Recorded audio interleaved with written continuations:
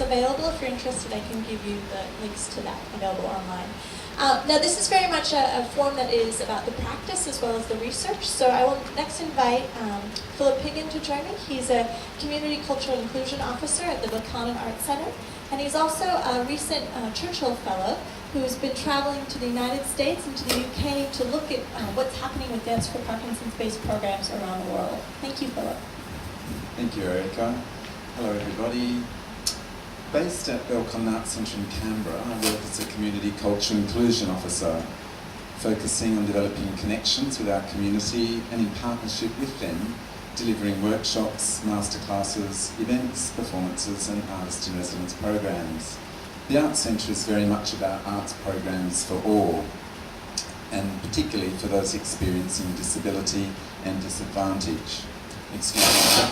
I'm going to read this quite quickly to get done in time. In 2013, we started a Dance4PD program in partnership with Parkinson's ACT.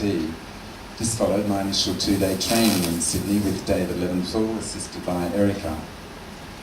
This built upon and affirmed my experience of dance with special needs groups that have been a very significant part of my dance life in the UK during the 80s and 90s, and in Australia subsequently.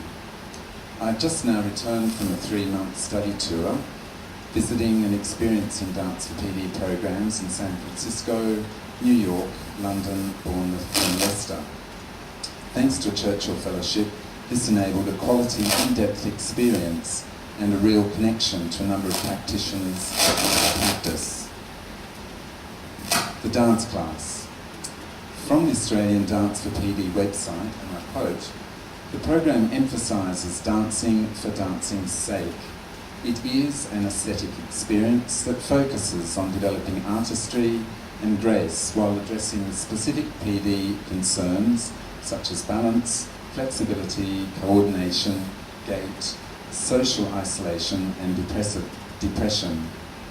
Participants report that the classes boost their confidence levels, transform their attitudes about living with a chronic illness, and help them manage some of the symptoms associated with the disease.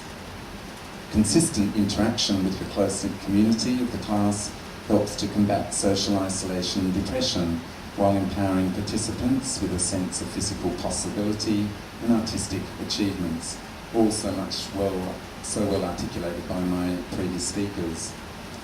The commitment to the classes was a constant with the participants I was certainly observing everywhere. And like our class at Buchanan Arts Centre, the dancers recognised the invaluable benefits of maintaining a regular and appropriate exercise program. Indeed, research increasingly promotes the equally important role of medication and exercise in order to maintain physical well-being, movement confidence, independence and quality of life.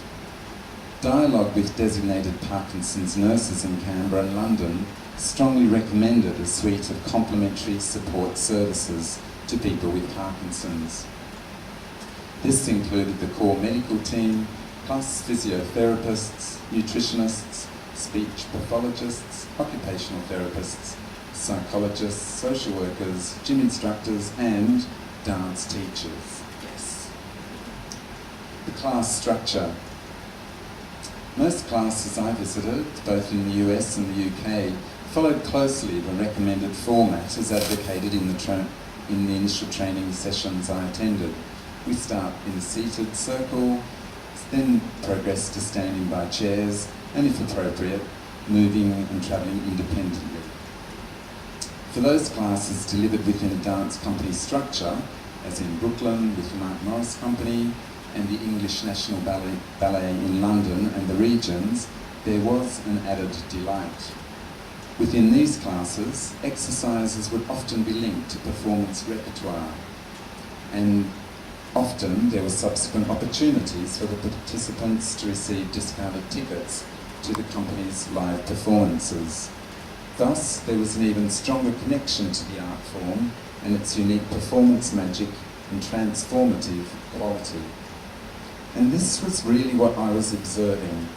Participants united in their attendance, focus, commitment and enjoyment of dance.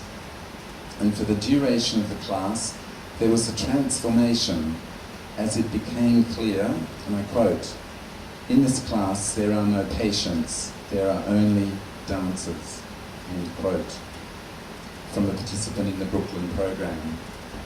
Live and glorious music, thoughtful, surprising and challenging dance exercises, gentle encouragement and support from volunteers and inspiring teachers brings to these courageous people a world that many of us so love and respect. For a while, we are all together sharing a life-affirming and celebratory activity, challenging and working the brain and body, and being a dancer. The increasing issues of the Parkinson's condition are forgotten and dismissed, and the magic lasts well beyond the class. Future of the program in Australia. There are presently some 18 regular classes on the Australian website, and the list is growing.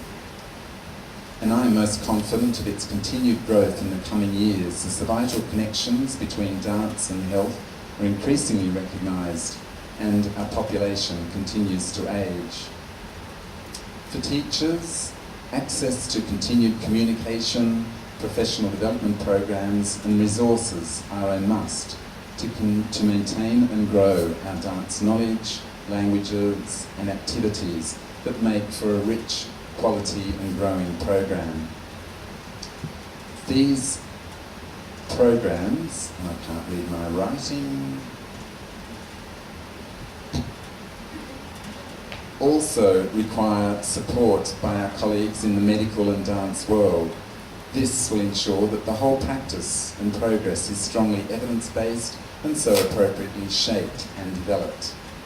My workplace is certainly very keen to play a significant role in the continued expansion of the Dance4PD program and other complementary dance programs.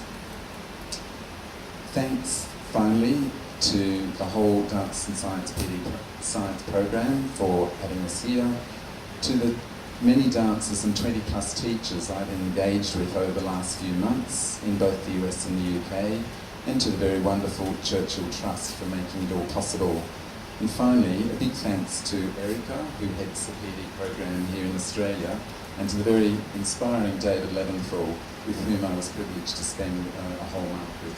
Thank you.